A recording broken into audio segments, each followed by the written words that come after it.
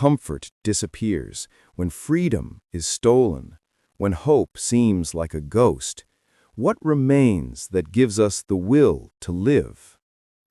I asked myself that once, and found the answer in one of the most haunting yet beautiful books ever written, Man's Search for Meaning by Viktor Frankl. It's not just a book about survival, it's a meditation on what it means to be human when all humanity is stripped away. It's the story of a man who faced the absolute darkness of the Holocaust and came back to tell us that light still exists, and it's found in meaning. The story begins inside the camps. Viktor Frankl was an Austrian psychiatrist when he was captured and sent to Nazi concentration camps during World War II. He lost everything: his family, his home, his future. He entered a place where life had no value, where death was routine, and where hope itself seemed forbidden. On the first day, prisoners were divided, some sent to forced labor, others directly to the gas chambers. Frankl's parents and pregnant wife were among those taken away. In that moment, his life became reduced to a number tattooed on his skin. But here's where his story becomes extraordinary. While others around him began to lose their will to live, Frankl, the psychiatrist, began observing the mind's quiet rebellion. He noticed something strange.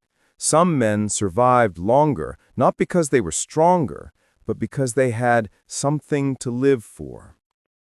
One man endured freezing labor because he dreamed of seeing his child again. Another found meaning in completing an unfinished book.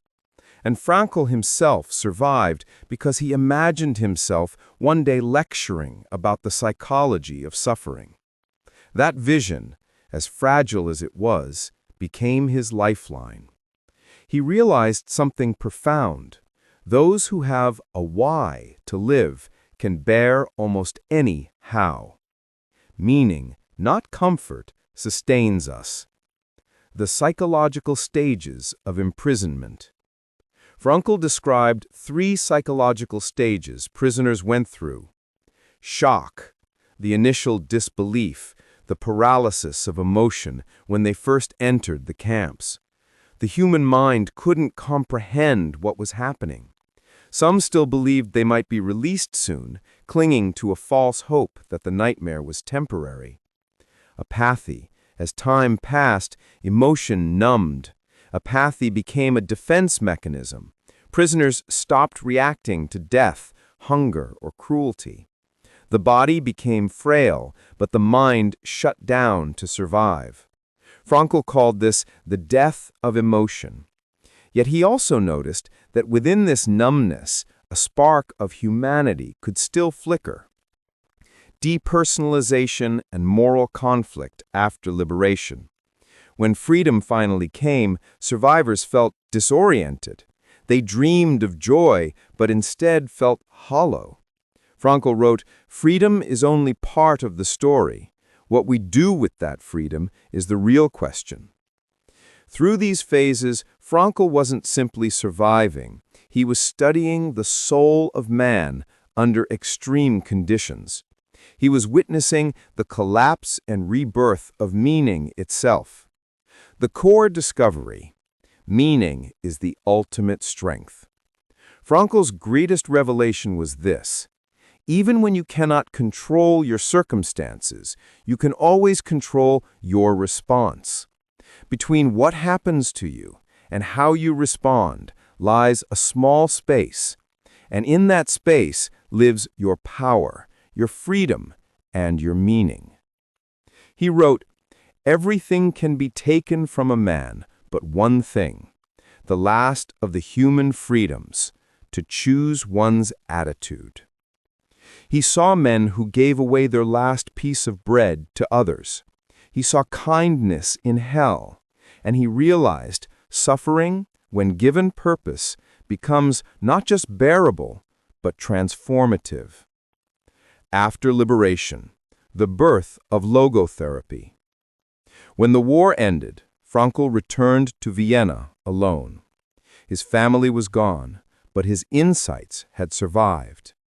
From his pain, he created logotherapy, a new school of psychology based on one central truth. The primary human drive is not pleasure, as Freud said, nor power, as Adler claimed, but meaning. Frankl's logotherapy is built on 3 pillars. Life has meaning under all circumstances, even suffering.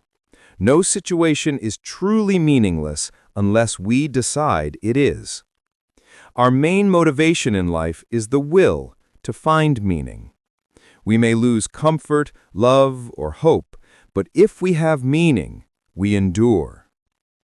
We have freedom to choose our attitude toward any situation.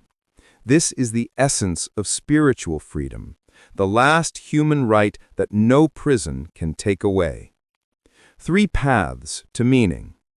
Frankl explained that meaning can be found in 3 ways, all grounded in real human experience. 1. Through work or creation. By doing something significant, writing, building, helping, creating. When we contribute something to the world, we step beyond ourselves. Frankl gave the example of a composer who finds meaning in creating music, or a teacher shaping young minds. Work, done with purpose, becomes sacred.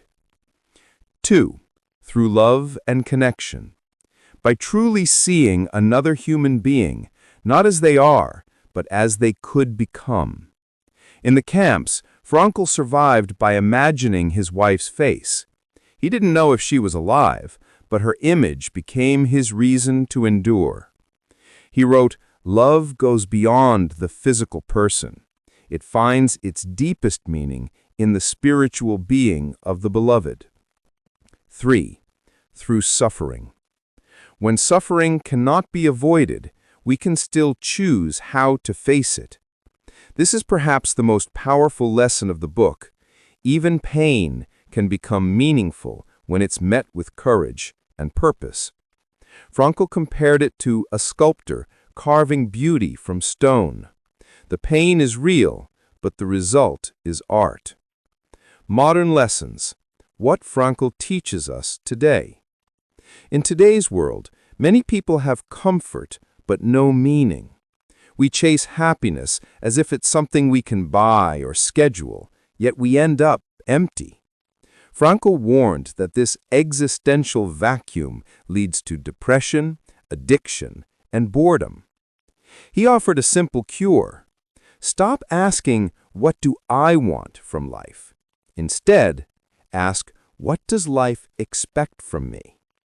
Meaning is not something we take, it's something we give. He urged us to take responsibility for our choices, our pain, our purpose. And in that responsibility, we discover freedom. A story of transformation. Frankl shared a story of a man whose wife had died, and he couldn't move past his grief. Instead of prescribing medication, Frankl asked him, "What if you had died first, and your wife had to live without you?" The man answered, "That would have been terrible for her." Frankl replied, "Then you see, your suffering has spared her that pain. There is meaning in that." That's the heart of Frankl's wisdom. Suffering, when accepted with courage and purpose, ceases to be suffering. Closing reflection. Finding meaning in your own life. So what does man's search for meaning really teach us? That meaning is not hidden in some distant goal or grand achievement. It's found in how we live each ordinary day. It's in choosing kindness when it's easier to turn away. It's in working for something bigger than yourself. It's in loving, even when love hurts. Viktor Frankl's life reminds us that we are not defined by what happens to us, but by the meaning we choose to give it to it. So next time life feels unfair or heavy or hollow, pause and ask yourself, what meaning can I create from this moment? Because in that question lies your strength. If this story inspired you, stay with us here on FROMBOOK, where every story is a mirror, reflecting who we are and who we could become. If this video touched your heart, like it? Comment below, what gives your life meaning? Share this with someone who needs a reminder that hope exists.